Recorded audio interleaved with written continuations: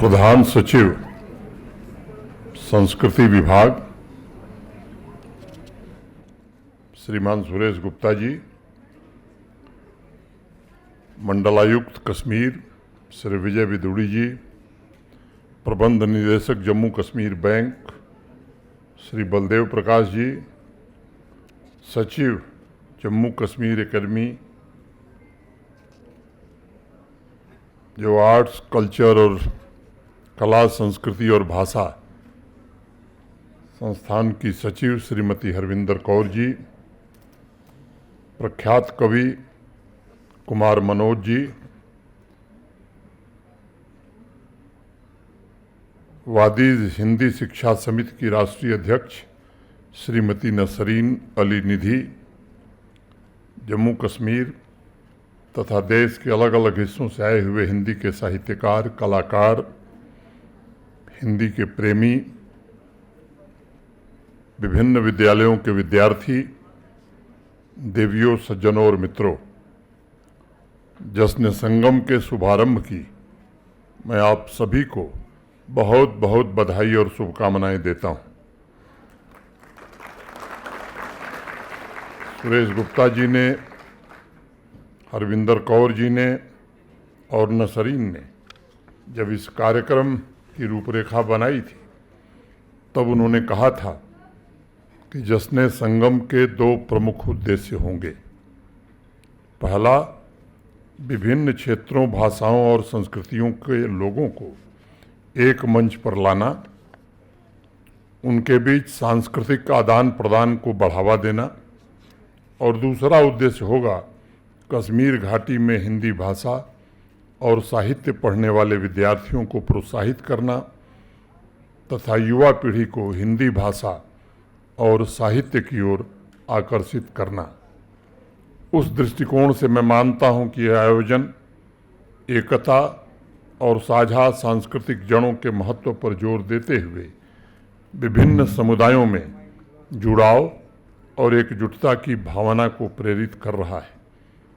आज़ादी के पश्चात 77 वर्षों में कश्मीर जैसे अनेक अहिंदी भाषी क्षेत्रों में मातृभाषा हिंदी न होते हुए भी अनेक रचनाकारों ने हिंदी की सेवा की है।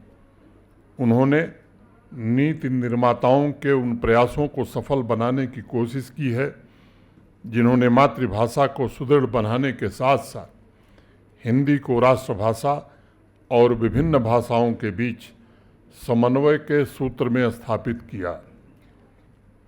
मैं व्यक्तिगत रूप से इसे एक भारत श्रेष्ठ भारत का साकार स्वरूप मानता हूं और यही विविधता में एकता का भी प्रतिनिधित्व करता है या प्रतिबिंब है। गुरुदेव रविन्द्रनाथ टैगोर को समर्पित इस सभागार में मैं उन्हीं की चंद पंक्तियां आपको सुनाना चाहूँगा।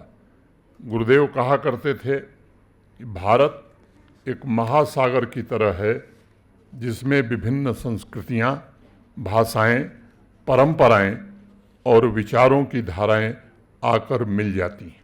और उन्होंने लिखा, हे मोर चित्त पुण्य तीर्थे जागोरे धीरे, ए भार तेरे महामानवेर सागर तीरे। मित्रों, जश्न संगम भी साहित्य और संस्कृति का महासागर है जो इस शारदा पीठ में हिंदी भाषा को लेकर एक नया उत्साह और नई उमंग पैदा कर रहा है। मैं ये भी कहना चाहूँगा कि मैं किसी भी भाषा को बड़ा या छोटा नहीं मानता। सभी भाषाएं बहुत अच्छी हैं और उनकी अहमियत भी है, लेकिन देश की आज़ादी के काफ़ी पहले जब महात्मा गांधी ने ऐसी भाषा की खोज करना शुरू किया जो देश की एकता को मजबूत बनाए तो उनका ध्यान हिंदी की तरफ गया और हिंदी में उन्होंने समन्वय की तथा व्यक्तियों, समाज और क्षेत्रों को जोड़ने की सबसे प्रमुख ताकत देखी। हमारी संस्कृति में कहा गया है, उत्तरम यत् समुद्रस्य हिमाद्रेश्चैव दक्षिणम वर्षतद भारतम नाम भारती यत्र संतति। भारत वो जो हिमालय से हिंद महासागर तक की सभी विविधताओं और विशिष्टताओं को समेटे हुए है, उसी की संतान हर भारतीय है। मैं समझता हूँ हिमालय से हिंद महासागर की जितनी भी भाषाएं हैं उसको जोड़ने की ताकत हिंदी में है। कश्मीर के संदर्भ में भी ये बात प्रासंगिक है। अगर पुरातन काल से भाषाओं पर आप दृष्टि ले जाएंगे तो कश्मीर में प्राचीन काल से संस्कृत प्रभावशाली रही थी।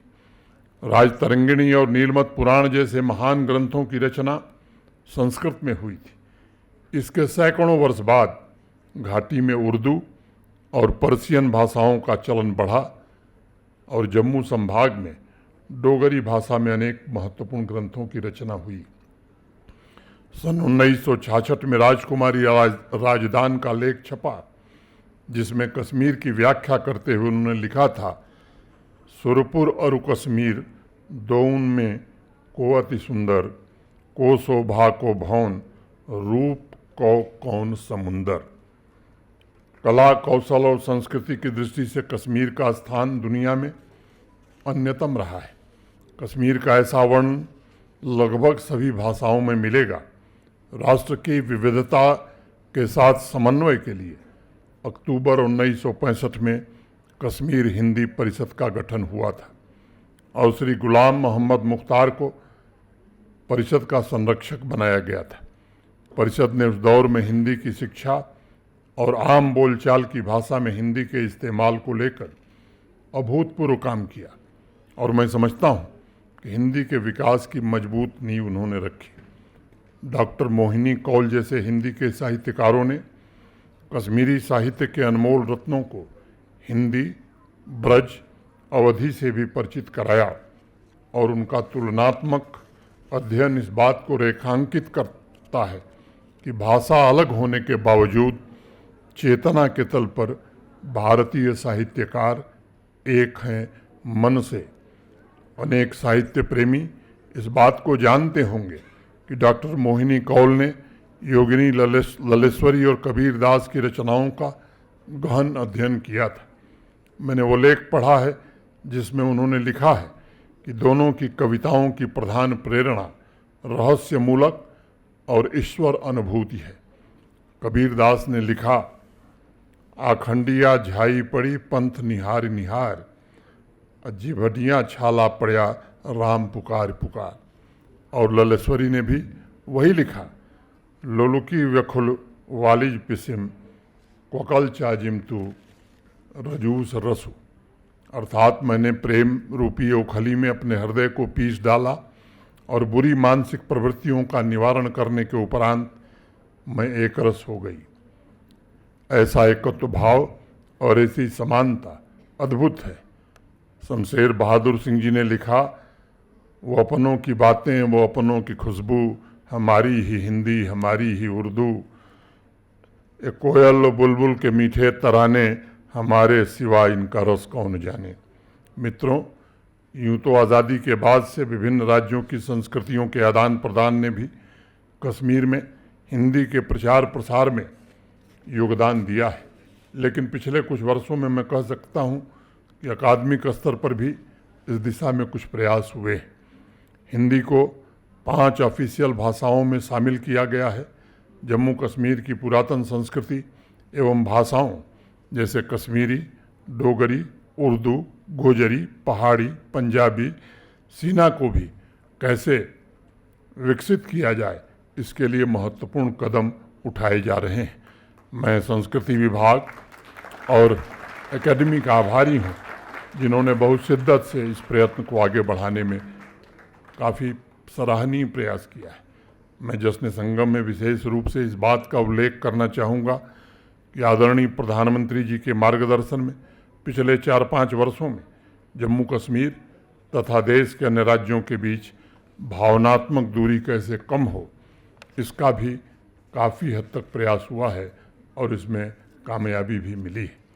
पिछले 5 वर्षों में हिंदी के अलावा अन्य भाषाओं में भी युवाओं और प्रतिभावान लेखकों को प्लेटफार्म मुहैया कराए गए हैं। अन्य राज्यों के साथ सांस्कृतिक आदान प्रदान को मजबूत बनाने की कोशिश हुई है ताकि एकता की भावना और गहरी हो और वितस्ता से गंगा तक, तवी से तीस्ता तक सामाजिक संबंधों में एक नई ऊर्जा आवे। हम सभी के लिए अब समझने का समय आ गया है कि हिंदी न केवल संचार का माध्यम है, बल्कि हम भारतीयों के लिए गौरव और पहचान का भी विषय है।